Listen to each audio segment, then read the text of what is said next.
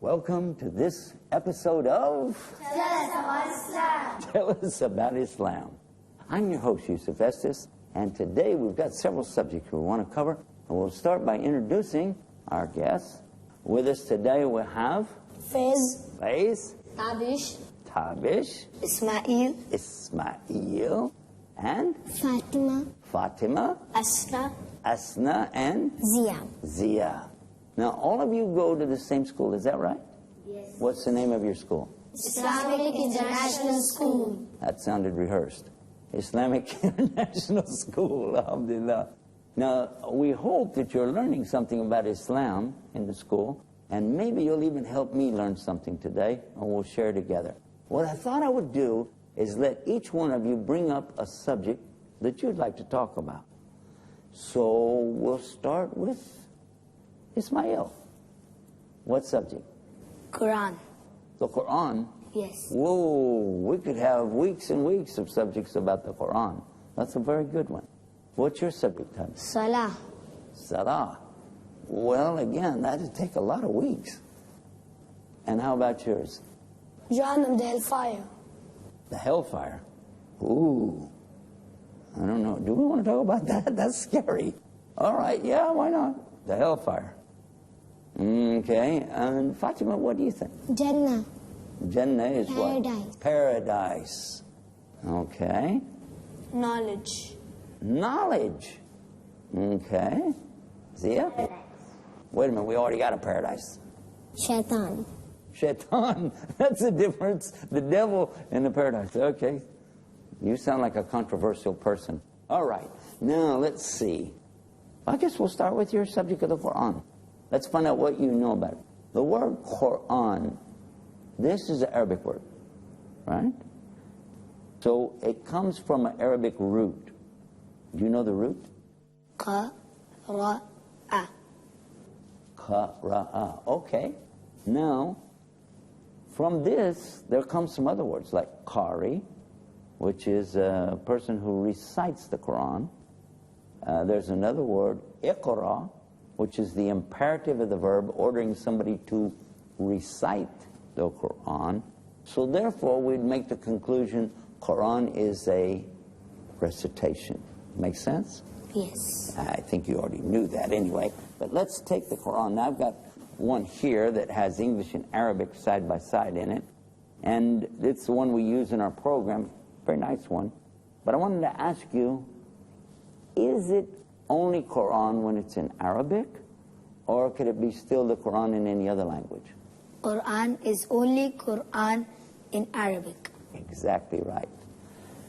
So because it's only Quran in the Arabic language, when we read it in other languages, then we're not really getting the meaning or the sound, and it doesn't feel the same way.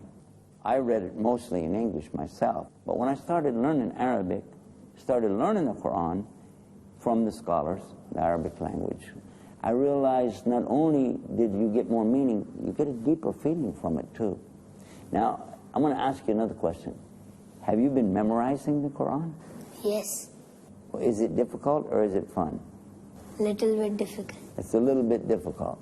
It's not really easy. You have to work at it, don't you? Yes. But when you do it, do you feel good about it? Yes. Yeah. So it's not like playing a game or something, but after you do it, you feel like you accomplished something. So in your case, you've memorized some of the Quran. About how many parts? 5 paras. 5 parts. Allahu Akbar. Now, Allah sent revelation to Muhammad, sallallahu alaihi wasallam, peace be upon him, from the angels.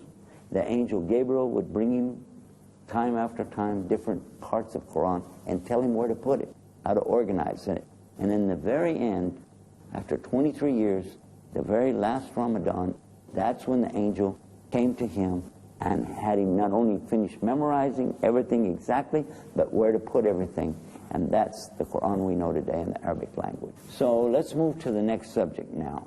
Tabish, your subject was what? Salah. Salah, all right. Now, in this subject, you want to tell me what you know about it, or you want to ask some questions about it? I want to know about it. You want to know about Salah. Well, Salah is an Arabic word, and it is usually translated as the word pray or prayer, usually. But actually it's much more than that, because the word pray really in Arabic is dua. This is pray. You know, when you raise your hands up and you say, oh God, I need this, oh God, help me, God, forgive me, things like that. This is pray in the English dictionary. But in Arabic, they call it prayer, the salah prayer, when really it is dua. They don't have a word in English for salah because they don't do it. You don't need a word for something you don't do. They don't do salah. Did you ever see anybody in a church doing salah? No.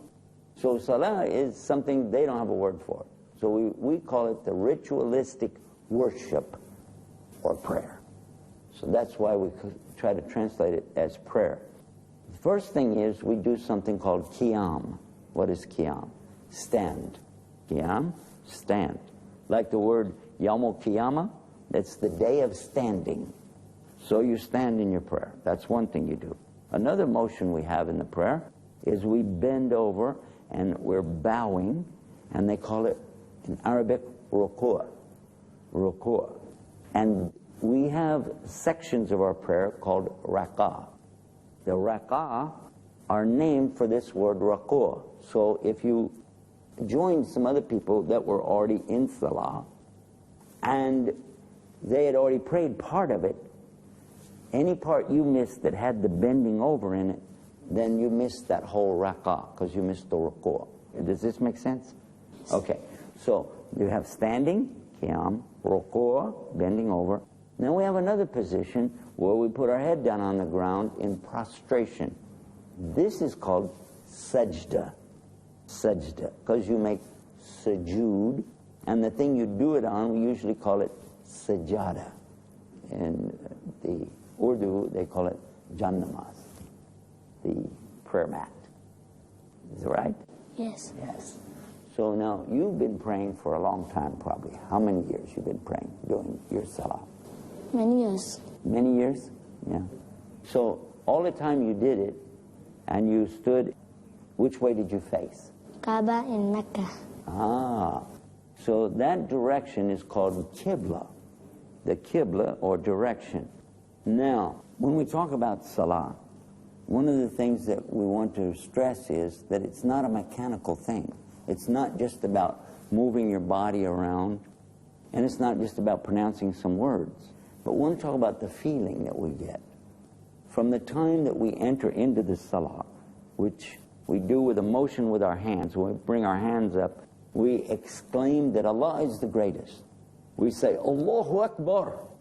And from that time, we're in a state of ihram.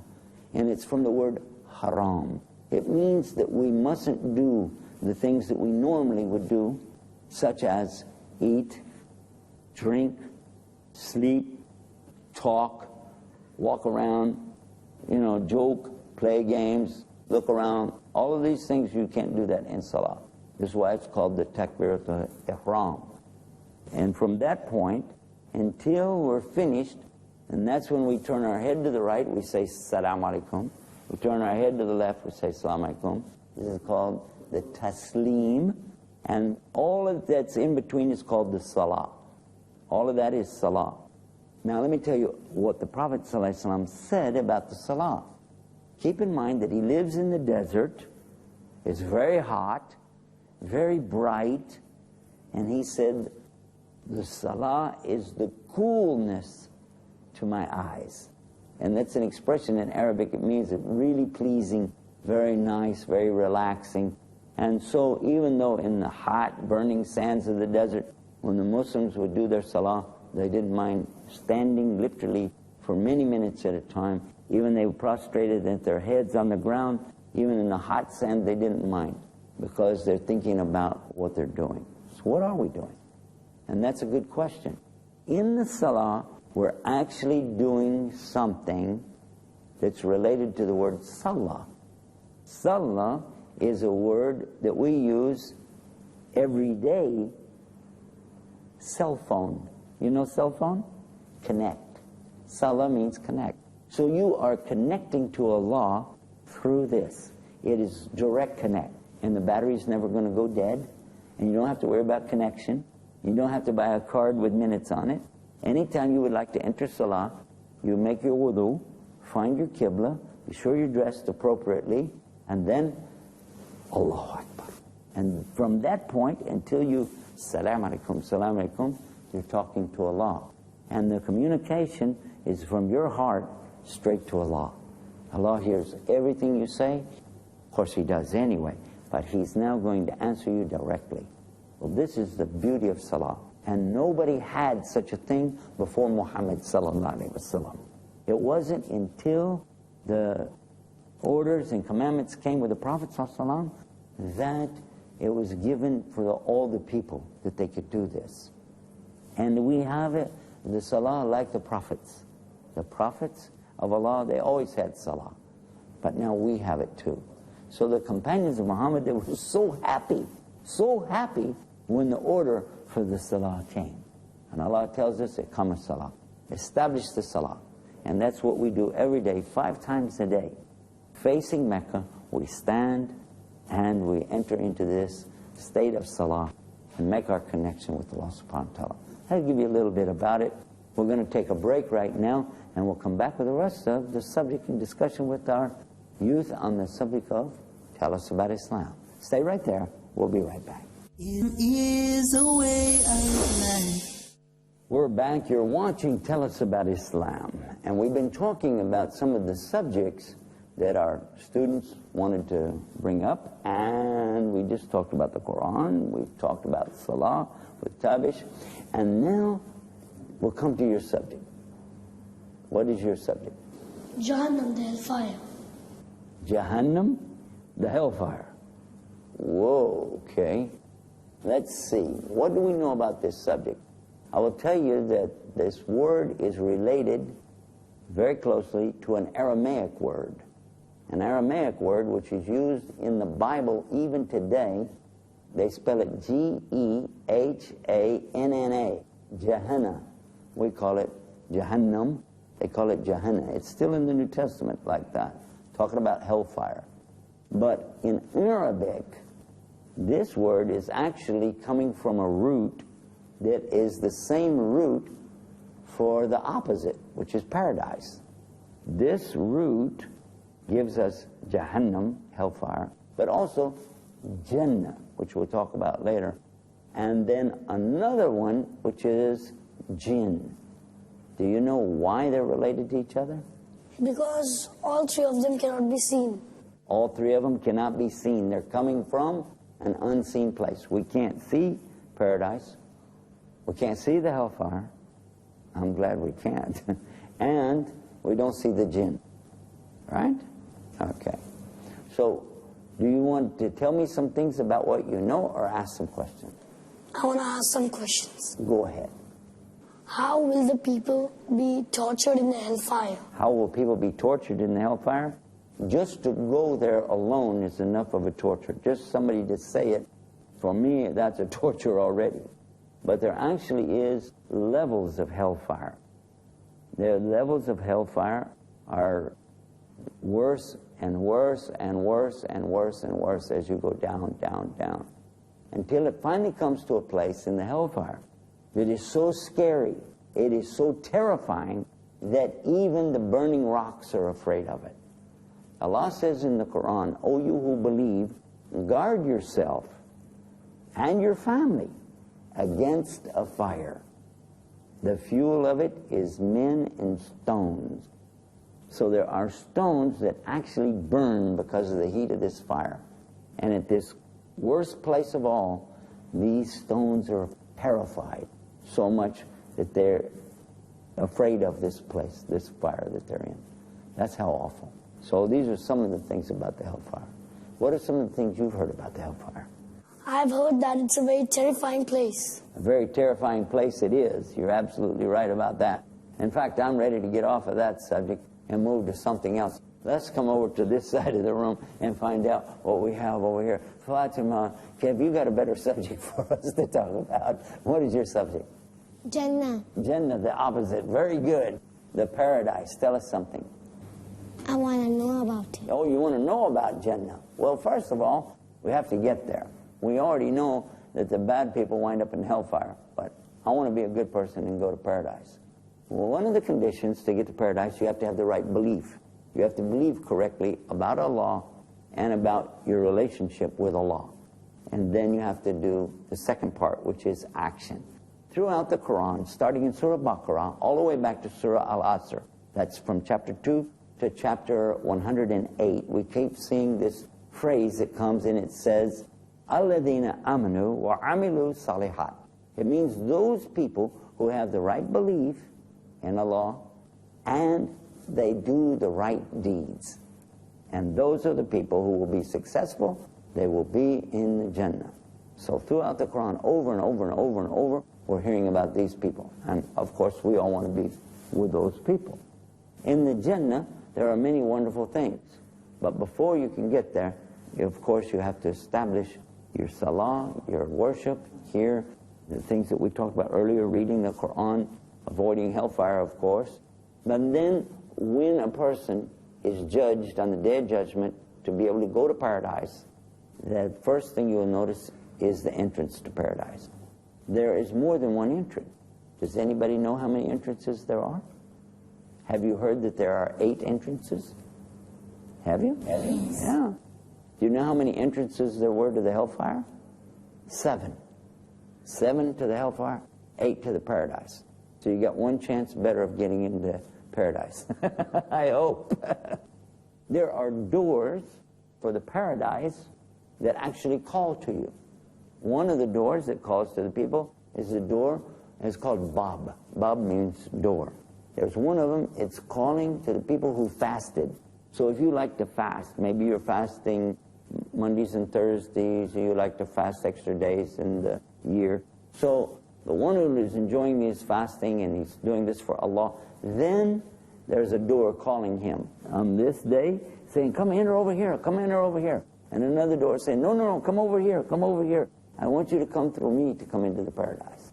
So I hope we get to hear that. That'll be nice. The doors are fighting over us to enter them. Pretty good idea, huh? What are some of the things that you've heard about in the paradise? I have heard that it's very beautiful. It is very beautiful, absolutely, no doubt. What are some of the things in the paradise? Do you know? Rivers of honey. Rivers of honey. What else? Milk. Rivers of milk. But I was wondering what it would be like to go swimming in a river of milk. Or what about swimming in a river of honey? I don't know. I guess it'd be okay there, wouldn't it? Now here's another thing.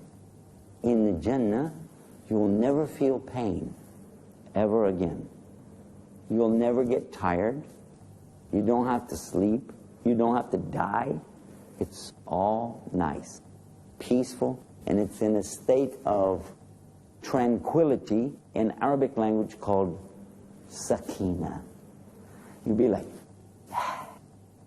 Now, one of the things I noticed from trying to understand the Quran from the Arabic, that it uses a word in Arabic that seems to imply coolness.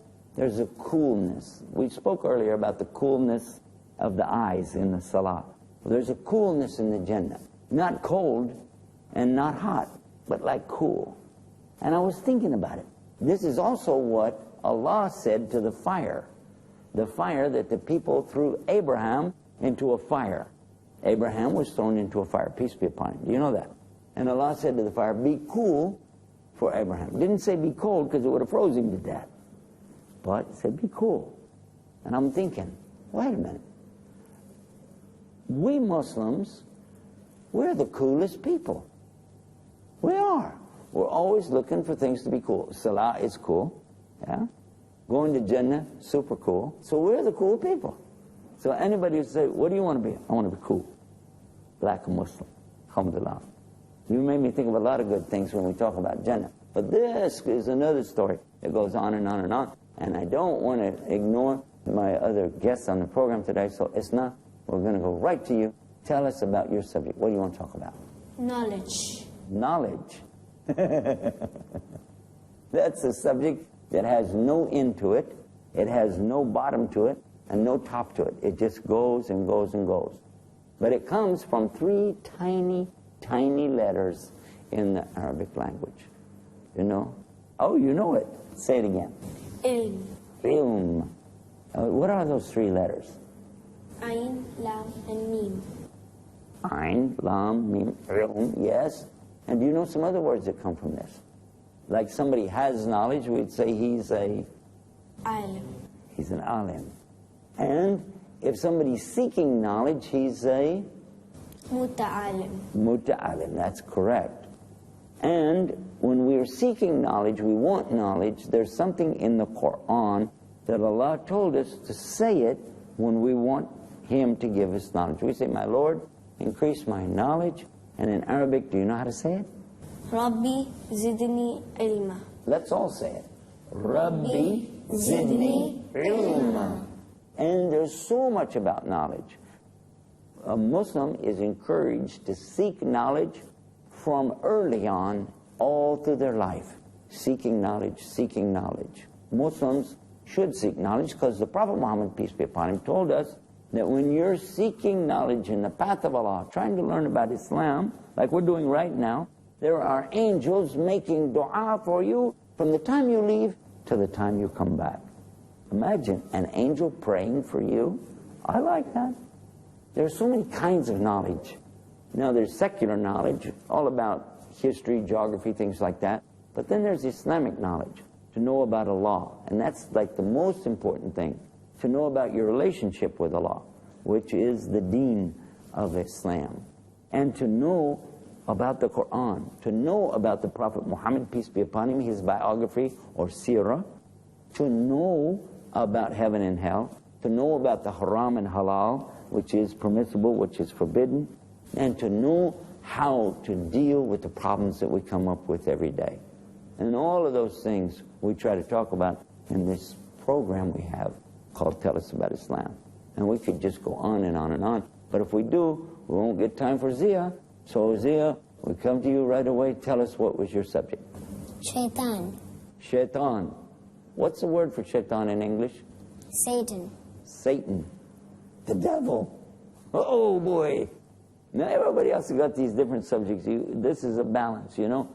We had Quran and Salat, we had hellfire, we got paradise, we got knowledge, and now we're going to be talking about the devil. Now all of this makes a lot of sense to me. Well, tell us something about Shaitan. What do we know about him? Is he a fallen angel? No. No. Where is he from? He's from Jinn. He's from Jinn. Now the Jinn are not like angels, because angels, they're made out of light, and they only do what Allah wants them to do.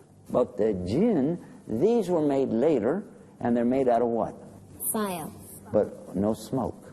Fire without a smoke. And they have choice. Angels have no choice. So they had choice. Do it or don't do it. Allah tell them to do something, they always have choices. Of course, they'll be punished if they don't do the thing they're supposed to.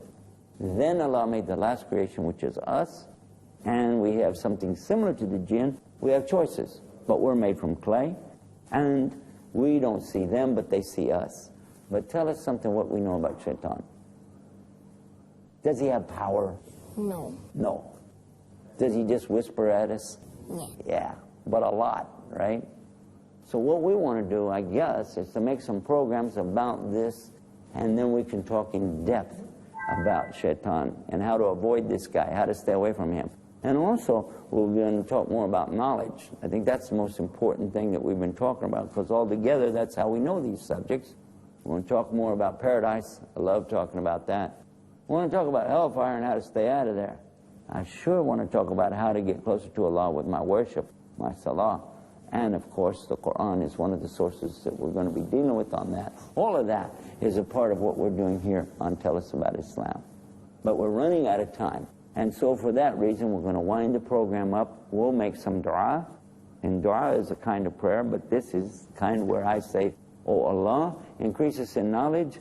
And you say with me, Rabbi zidni ilma. And we'll end by saying, from all of us to all of you, peace. Assalamu alaikum.